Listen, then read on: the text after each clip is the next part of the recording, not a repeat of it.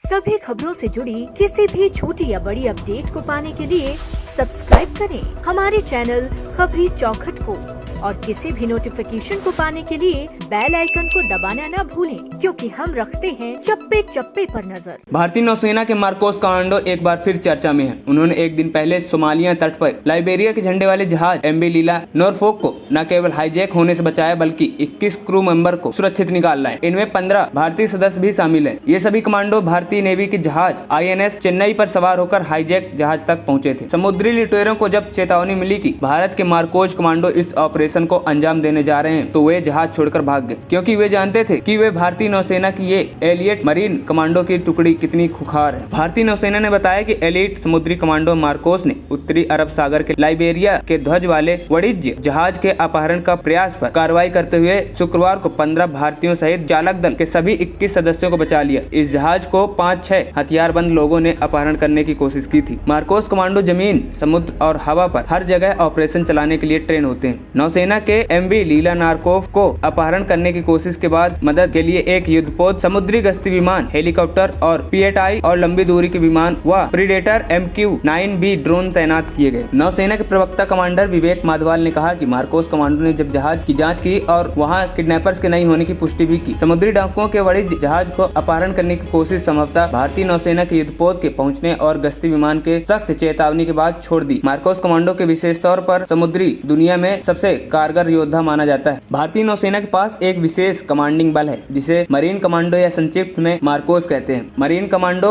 एक घातक बल है, जिसमें सबसे खूंखार सैनिक शामिल होते हैं। वे खतरनाक इलाकों में तेज और छिपकर प्रतिक्रिया देने के लिए कठोर प्रशिक्षण से गुजरते हैं। इसे आधिकारिक तौर पर मरीन कमांडो फोर्स MCF कहा जाता है, जिसका गठन 1987 में किया गया था। मरीन कमांडो समुद्र, हवा या जमीन पर काम कर सकते हैं। इस स्पेशल फोर्स का मकसद भारतीय नौसेना की मदद से विभिन्न माध्यमों से उत्पन्न होने वाली आपातकालीन स्थितियों को संभालना है। खबरी चौखट की रिपोर्ट।